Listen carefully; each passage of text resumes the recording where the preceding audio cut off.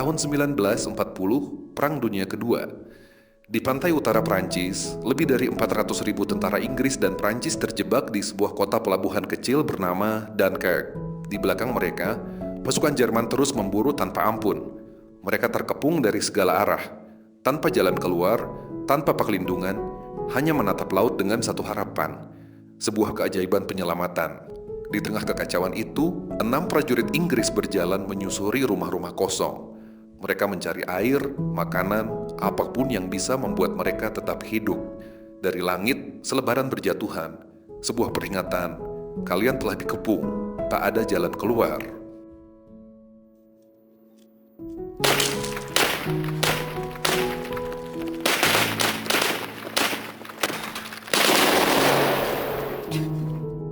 Dalam hitungan detik, 5 dari mereka tumbang.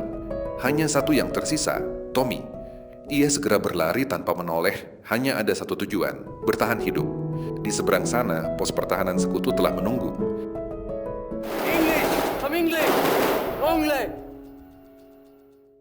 Barisan tentara sekutu membentuk blokade, menahan serangan tanpa henti. Tapi medan perang ini sudah tak bisa diselamatkan lagi. Tommy terus berlari, terus maju, hingga akhirnya tiba di tepi pantai. Di hadapannya lautan manusia berbaris menatap laut, menunggu kapal penyelamat yang mungkin belum tentu datang. Di antara mereka, seorang pria membungkuk, menimbun tubuh tanpa nama ke dalam pasir. Prajurit itu adalah Gibson. Tommy menghampiri, dan di antara keheningan mereka, tercipta pengertian yang tak butuh kata. 2 orang asing, satu tujuan, pulang dengan selamat. Grenadiers, mate. Tapi keheningan itu pecah lagi. Dari kejauhan, suara pesawat mulai terdengar. Samar, lalu semakin jelas. Beberapa detik kemudian, 3 pesawat pengebom Jerman menukik tajam. Bom-bom dijatuhkan.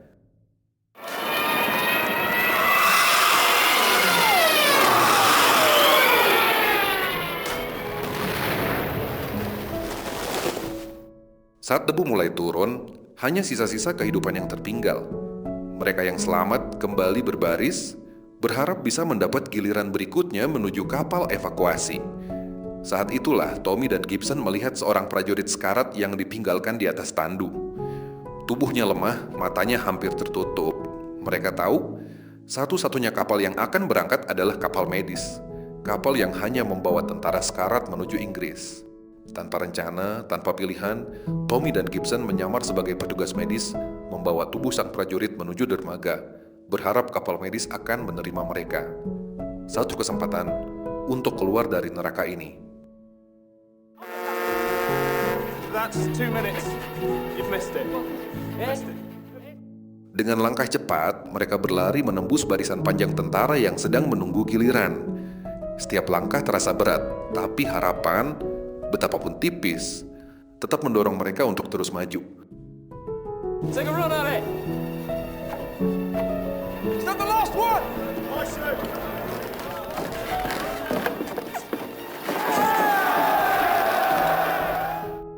Akhirnya mereka tiba di dermaga. Namun aturan perang tak mengenal belas kasihan. Hanya yang terluka yang boleh naik. Tommy dan Gibson dipaksa turun, diusir dari kapal yang perlahan menjauh. Tapi mereka belum menyerah. Di tengah keputusasaan, keduanya bersembunyi di bawah struktur dermaga, menunggu kesempatan berikutnya. Dari tempat persembunyian itu, Tommy mendengar 3 perwira tinggi Inggris membicarakan sesuatu yang bukan untuk telinga prajurit biasa. Sebuah keputusan yang akan menjadi sejarah paling pahit dalam perang ini. Mereka ingin menyelamatkan semua, tapi kapal hampir habis dan waktu semakin menipis. Hanya 40.000 tentara yang akan dievakuasi, sisanya ditinggalkan. We need our army back. How many men are they talking about, sir? Churchill wants 30,000. Ramsay's hoping we can give him 45. There are 400,000 men on this beach, sir. We'll just have to do our best. Bagi Tommy, ia paham. Nasib mereka kini tergantung pada keajaiban.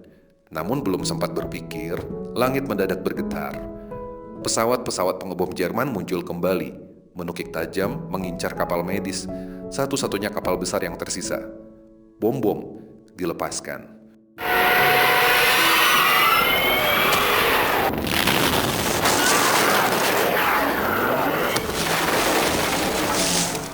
Dalam hitungan detik, kapal itu terbakar, lalu tenggelam.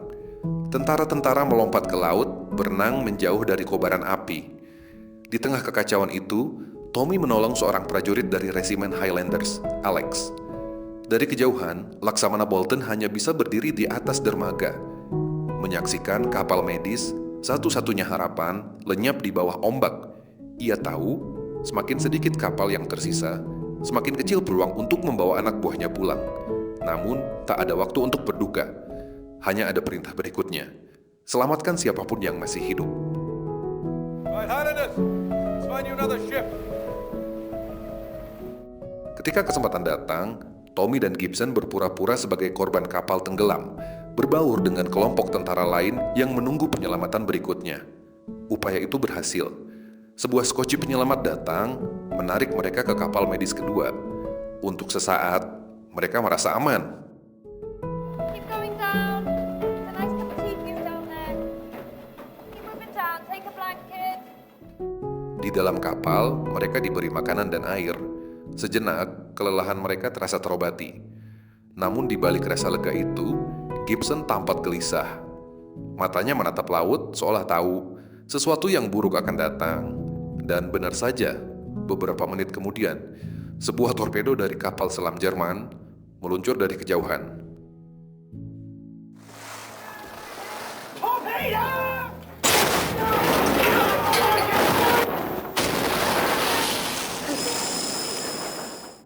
Torpedo itu menghantam bagian lambung kapal. Dalam sekejap, semua berubah menjadi kekacauan. Air laut menyembur masuk, menelan ruangan demi ruangan. Kapal mulai miring, suara baja terdengar. Disusul jeritan orang-orang panik yang berusaha mencari jalan keluar. Di tengah kekacauan itu, Gibson berjuang membuka pintu darurat. Ia berusaha membuka jalan untuk semua orang.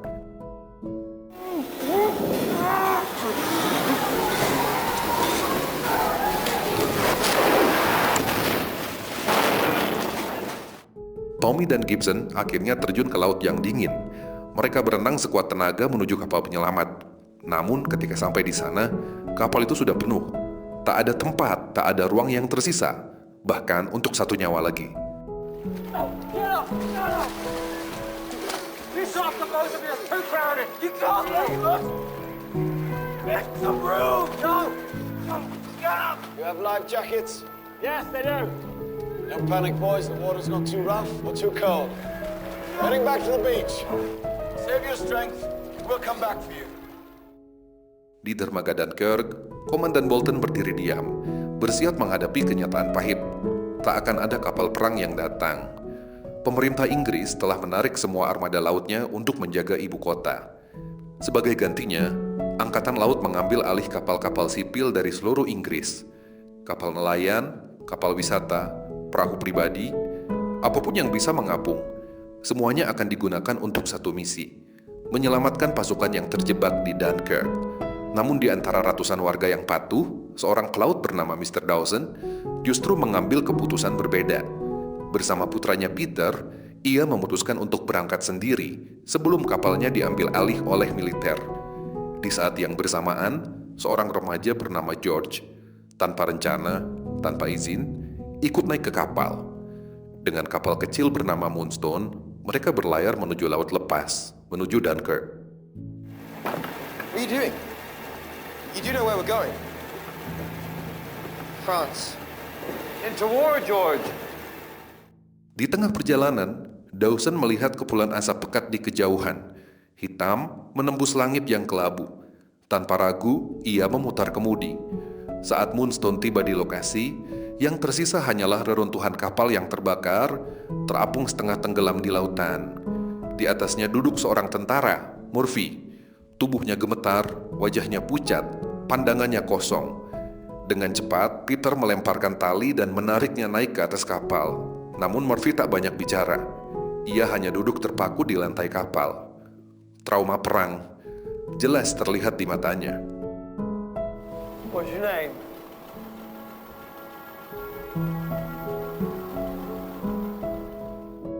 Untuk menenangkannya, George mencoba memberikan secangkir teh kepada Murphy. Tapi trauma membuatnya tak lagi mengenal kebaikan. Hanya ada satu hal di wajahnya, ketakutan. See, George? You feel safer on deck. You would too if you'd been bombed. U-boat. It was a U-boat. Kapal kecil Moonstone terus berlayar menembus kabut. Tapi saat Murphy menyadari arah kapal menuju Dunkirk, ketakutannya berubah menjadi kepanikan. Ia menolak untuk maju, memohon agar mereka berbalik arah kembali ke Inggris. Look at it. If we go there, we'll die. I see your point, son. Well, let's plot a course. Dawson mengerti situasi Murphy. Ia baru saja lolos dari neraka Dunkirk dan kini dibawa kembali ke arah yang sama. Namun Dawson tetap teguh pada pendiriannya. Ia tahu banyak nyawa di luar sana yang menunggu pertolongan. Seberbahaya apapun medan di depan, ia menolak untuk berpaling.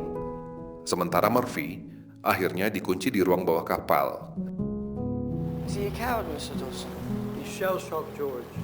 He's not himself. He may never be himself again. Tak lama, ketegangan di atas Moonstone mulai meningkat. Murphy yang masih terguncang mulai panik. Ia menolak maju, menuntut agar mereka berbalik arah. Ketakutannya begitu nyata, seperti anak kecil yang kehilangan kendali atas dunia. Pertengkaran yang awalnya kecil berubah menjadi bencana. Turn it around! Calm it down, mate. Calm it down. Calm it down, mate. George terjatuh, kepalanya terbentur keras. Luka itu parah dan darah mulai mengalir dari pelipisnya. Saat George terbangun, matanya terbuka, tapi pandangannya kosong. Dunia di sekelilingnya perlahan memudar menjadi gelap. Ia tak lagi dapat melihat, namun kapal terus melaju, karena di depan sana ada ratusan ribu nyawa yang menunggu. What? It's bad, Dad. Should we turn back? We've come so far. Dad, was that one of ours? Di langit di atas mereka, 3 pesawat tempur Spitfire melintasi Selat Inggris. Mereka menjadi satu-satunya pelindung bagi ribuan nyawa di bawah, membawa satu misi, melindungi jalur evakuasi dari serangan udara. 3 pilot, Ferrier, Collins, dan sang pemimpin, Fortis. Radio mereka berdengung, suara Komandan Fortis terdengar memberi perintah. Tetap di ketinggian 500 kaki, tetap waspada. Namun hanya dalam hitungan detik, suara mesin lain terdengar. 2 pesawat Jerman muncul dari balik awan, menyerang tanpa peringatan. Perang udara dimulai.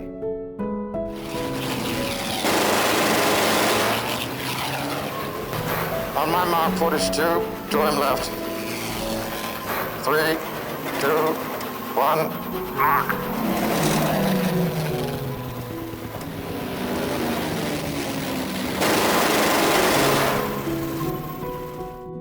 Salah satu pilot Spitfire, Ferrier, berhasil menembak jatuh musuh ke laut.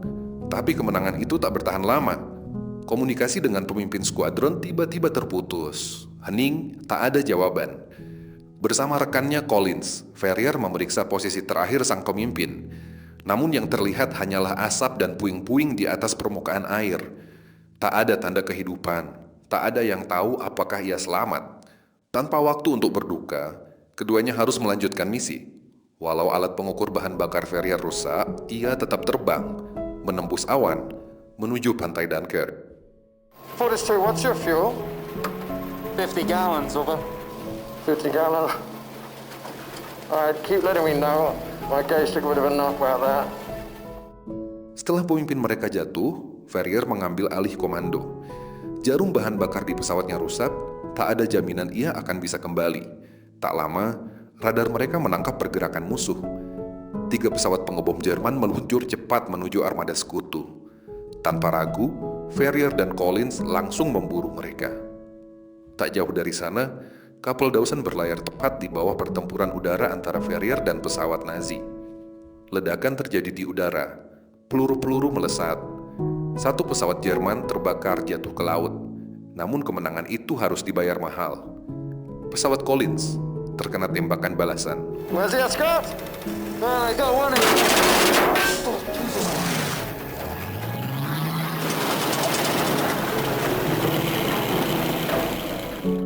Peluru menembus putus sayap pesawatnya. Mesin gagal berfungsi, dan Collins terpaksa melakukan pendaratan darurat di laut. Dari atas, Farrier sempat memberi isyarat terakhir, lambaian tangan dari kokpitnya, sebelum pesawatnya terjun bebas menuju laut. Tapi di bawah sana, Moonstone segera melaju ke arah reruntuhan pesawat. Sekali lagi, kehidupan dan kematian bertemu di antara laut dan langit. Semuanya menyatu dalam satu momen kecil di tengah samudera luas. Tapi misi belum berakhir. Pesawat musuh masih melaju ke arah pantai, menuju ribuan prajurit yang menunggu penyelamatan. Farrier menyalakan mesin terakhirnya, mengejar dari belakang. Ia melanjutkan penerbangannya seorang diri, sementara bahan bakarnya kini tinggal sedikit.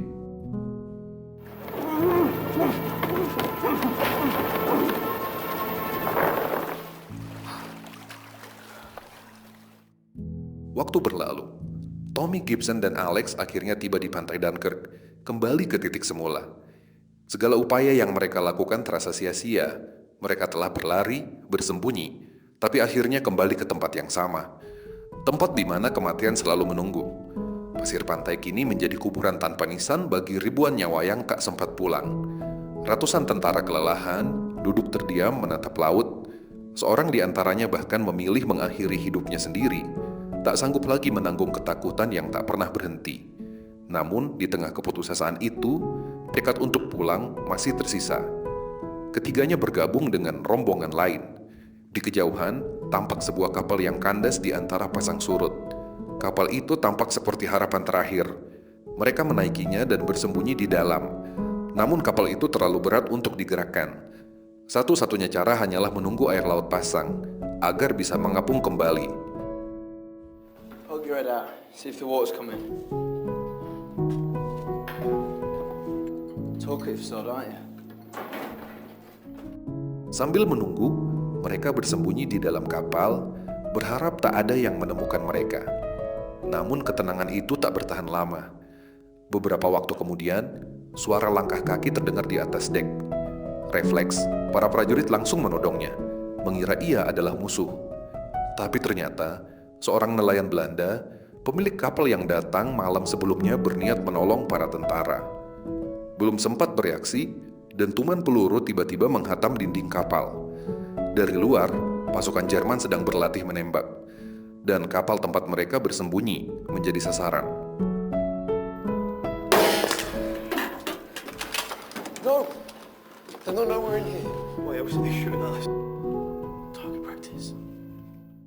Para tentara hanya bisa diam, berharap penembakan itu segera berhenti.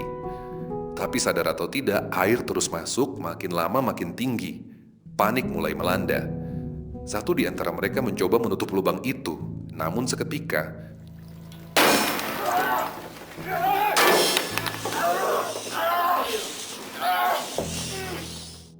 dalam keputusasaan, ketakutan berubah menjadi egoisme. Alex menyarankan untuk mengurangi beban kapal dengan mengorbankan satu orang, Gibson. Tuduhan pun muncul, tajam. Alex menuduhnya sebagai mata-mata Jerman hanya karena Gibson selalu diam dan tak berbicara bahasa Inggris. Tommy menentang keras mengingatkan, tanpa Gibson, mereka semua sudah mati sejak kapal pertama tenggelam. Tapi logika tak lagi berarti.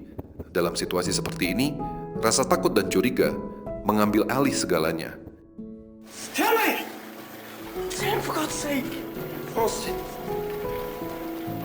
Je suis français. Hingga akhirnya, Gibson membuka mulut untuk pertama kalinya. Ia bukan mata-mata, melainkan prajurit Prancis yang mengambil seragam tentara Inggris yang sudah gugur, berharap bisa ikut dievakuasi. Ia hanya ingin selamat, ia hanya ingin pulang. Tapi pengakuan itu tak cukup. Di tengah perang, bahkan kebenaran pun sulit dipercaya. One man's not going to make enough difference. You bet hope it does because you give it on to them next. Dari kejauhan, Komandan Bolton menyaksikan kekacauan itu. Ia berdiri di dermaga, melihat kapal sipil kecil. Kapal yang ditumpangi Tommy dan Gibson ditembaki oleh pasukan Nazi. Namun di sisi lain, titik-titik kecil mulai muncul di cakrawala. Kapal-kapal kecil, ratusan di antaranya.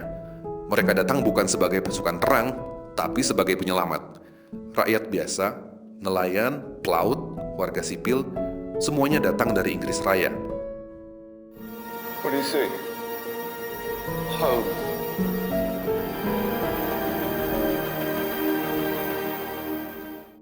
Kapal yang ditumpangi Tommy akhirnya mengapung, perlahan meninggalkan pantai Dunkirk.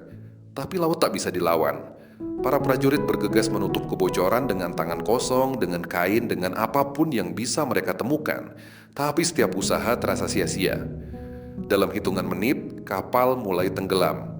Dalam kepanikan, satu persatu prajurit melompat ke laut, mencoba menyelamatkan diri. Di tengah kekacauan itu, Gibson terjerat rantai kapal. Ia berjuang, menendang, meronta, namun laut menelannya perlahan dalam keheningan. Dalam sekejap, dunia di sekitarnya lenyap. Sementara Tommy berenang menuju kapal perang Inggris yang tampak seperti penyelamat terakhir. Tapi bahkan di sana, keselamatan hanyalah ilusi. Beberapa detik kemudian, pesawat pengebom Jerman datang.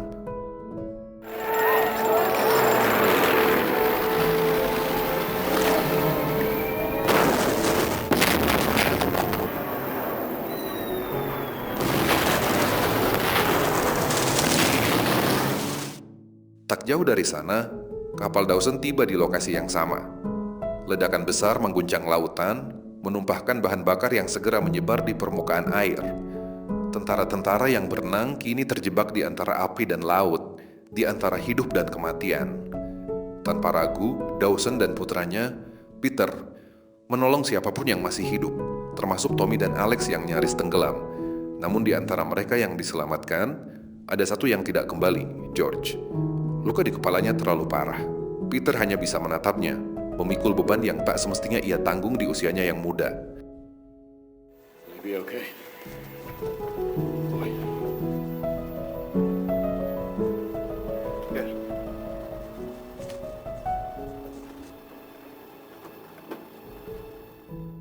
Namun di udara, ada satu jiwa yang belum menyerah. Ferrier, pilot Spitfire terakhir. Tangki bahan bakarnya hampir kosong, namun ia tetap melayang di atas Dunkirk. Ia menukik tajam, menembak jatuh pesawat musuh yang mencoba menghantam dermaga, tempat ribuan pasukan menunggu evakuasi. Setelah ledakan terakhir itu, lautan kembali sunyi. Ketika bahan bakarnya benar-benar habis, Ferrier tidak melompat. Ia tetap di udara, meluncur perlahan di atas pantai, melintas di atas ribuan prajurit yang menatap kagum. Sorak-sorai mereka memecah kesunyian. Sebuah penghormatan bagi keberanian yang lahir di ambang keputusasaan. Ferrier mendarat di luar garis sekutu, menatap pesawatnya untuk terakhir kali. Ia menyalakan api, membakarnya, menolak menyerahkannya pada musuh, lalu berdiri tegak saat ditangkap tentara Jerman. Di dermaga Dunkirk, Komandan Bolton berdiri tegak menyaksikan kapal terakhir yang membawa pasukan Inggris meninggalkan pantai. Hampir 300.000 prajurit telah berhasil dievakuasi, 10 kali lipat dari yang diharapkan. Namun bagi Bolton, perang belum selesai. Ia menolak meninggalkan posnya, memastikan setiap tentara Prancis juga bisa pulang. I'm staying. For the French.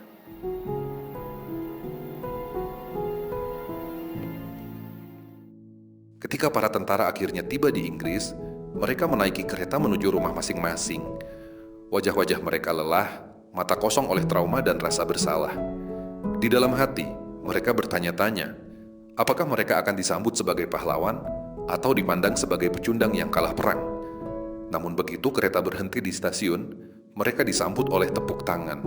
Orang-orang menunggu mereka, menyalami, memeluk mereka. Bukan karena kemenangan, tapi karena mereka telah bertahan. Karena mereka telah pulang. Dunkirk bukanlah kisah kemenangan perang. Ini adalah kisah tentang bertahan hidup, tentang keberanian di antara rasa takut, tentang manusia yang menolak menyerah pada takdir.